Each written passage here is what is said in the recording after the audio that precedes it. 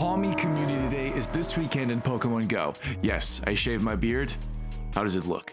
More importantly, we're gonna get into the bonuses, the details, and right at the end, we're gonna discuss, are the evolutions of this Pokemon any good? We're even gonna throw in 1 or 2 pro tips that I know you guys are not even thinking about going into this event. This is Pawmi Community Day in Pokemon GO.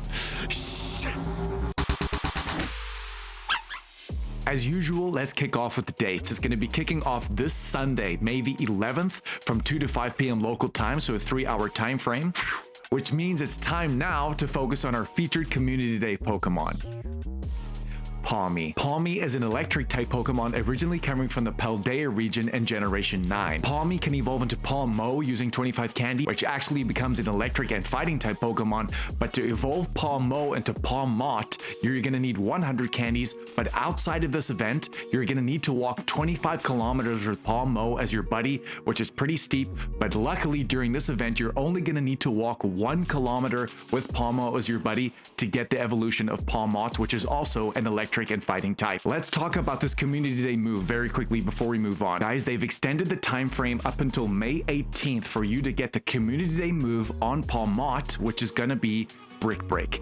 Brick Break is a fighting type move which does 40 damage in trainer battles and 40 damage in gyms and raids.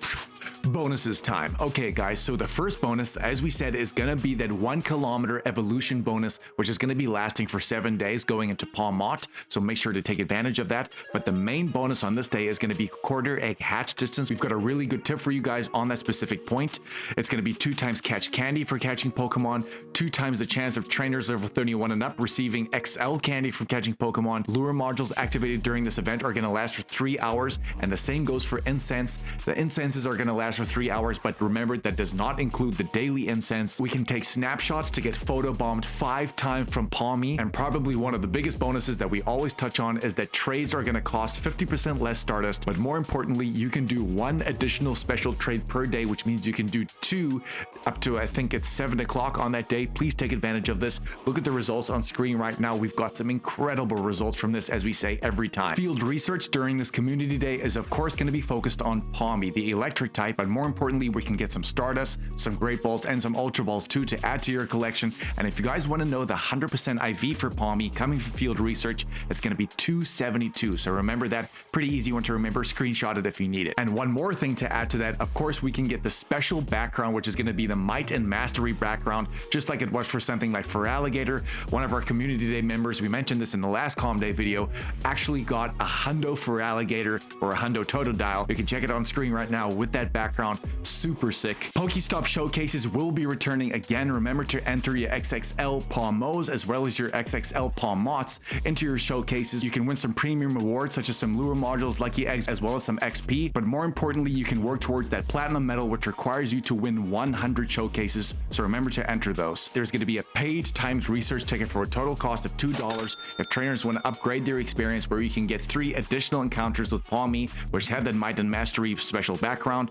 We can get additional encounters with Pawmi. Remember that 272 100% IV. You can get 1 premium battle pass, 1 rare XL candy, and more. Now that all of that information is out of the way, how good is Pawmot in Pokemon GO? Well, let's have a look at its base stats. It has a max CP of 2978, which is relatively low to be honest. It has an attack of 232, which is actually really impressive, a defense of 141, and a stamina of 172. So off the bat, a glass cannon. Pawmot is weak to 3 different things. It is weak to fairy, ground, and psychic, but it resists bug, dark, electric, rock, and steel. The fast attacks it has access to is going to be Spark, Low Kick, and Charge Beam. The charge attacks it has access to is going to be Discharge, Thunder Punch, Thunderbolt, Close Combat, and Wild Charge. But of course, on this day, it's going to get the legacy move, which is going to be Brick Break, which means that currently the best moveset you could use on Pawmot is actually going to be Low Kick and Wild Charge with a DPS of 14.16, which is relatively solid for a budget type Pokemon, but its TDO is looking pretty low there at 169,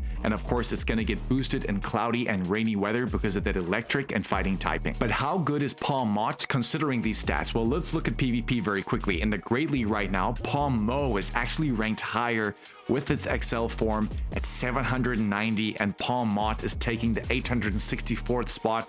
Guys, that is tremendously bad, and to be honest, when I researched this, I don't remember this Pokemon being that bad right now in the Great League. Of course, things could really change. Let's have a look at the Ultra League. Currently, Pawmot is taking the 496th spot, which is, again, really disappointing. But to be honest, when this Pokemon was first released, I think during that Unlock Paldea event, I remember Juzzy and I, our editor, actually caught the Ultra League 1, which we're going to show on screen right now. But unfortunately, as you can see right now during the season, it's just really not ranked that highly. And more importantly, I wouldn't discard this because it just takes a little meta shift or a season to change. And this Pokemon, especially with Brick Break now, could improve dramatically. So don't sleep on it. Try and get the right IV set. Remember, you're going to want low attack, high defense, high stamina if you really want the good and most bulky Pawmot you could possibly get. If you guys want to check your ranks, remember to go to Go Stadium Rank Checker. But how does Pawmot do as a raid attacker? This is where things get a little bit better, thank goodness. Otherwise, it was looking pretty dire, to be honest. In the electric type category, it's currently taking the 34th spot with that Spark and Wild Charge combination, which for a budget type is actually really impressive. And if you don't consider Shadow Pokemon as well as Mega type Pokemon in this category, it actually breaks into the top 20, which I think is really impressive. Unfortunately though, in the fighting type category, it's barely breaking into the top 100. So as a budget type, it's not bad, but that's only because it has close combat as its only fighting move. But now with Brick Break, I have a feeling that this Pokemon will jump up a little bit, maybe even to the top 50, but I don't think it's going to compete against any of the other kind of greater fighting type Pokemon in this category. Okay, on to our 2 pro tips. Guys, these are 2 tips that I promise you're not even thinking about because they're actually not even connected to this event. Remember that this Pawmi Community Day is going to be in the middle of the Crowned Clash event, which is of course bringing about that King Gambit. We're definitely going to cover that in our own video. But guys, a main bonus of that event is going to be 2 times Evolution XP. Because it's going to be 2 times Catch Candy on this day, maybe you can see where I'm going with this. I want you guys to catch as many Pawmi as you possibly can. And yes, it's not like Weedle or Wurmple where you need only 12 candy, for example, to evolve. You're going to need 25 candy. But guys, if you get maybe 5,000, 6,000 candy. Remember, if you want to get as much candy, you need to use an electric type mega level 3 Pokemon. That way, if you play this whole 3-hour time frame and you catch maybe over 500 Pawmi, guys, you're going to get thousands of Pawmi candy, which means that even after this event or the next day, you could pick 1 hour, pop 2 lucky eggs, and I want you to blow through those Pawmi evolutions, which means you could get up to 5, 6, 700,000 XP in that 1 hour because of the double evolution XP bonus. Trust me, do not sleep on that. And tip number 2, which kind of coincides with this, if you want to get even more candy, guys, on May the 13th, it's going to be a Sandy Gas Spotlight Hour, but the bonus of that hour is going to be 2 times transfer candy. So you can see where I'm going with this again, hopefully. If you want to use an evolution bonus before that day, go for it. But if you want to get even more Pawmi candy, remember to save all of those Pawmis and transfer them in that hour. Let's say you had 500, you're going to get 1,000 candy and literally a click of a button. Do not sleep on this. And of course, you could do that evolution bonus again. Try and keep like 100 or 150 Pawmis left over. Evolve them. Guys, you're going to get millions of XP. Trust me, we've done this before and I've definitely placed this in here, and this is a very big pro tip for you guys. We're gonna wrap it up right there. Go with us. We really hope you enjoyed this video. We packed it for you.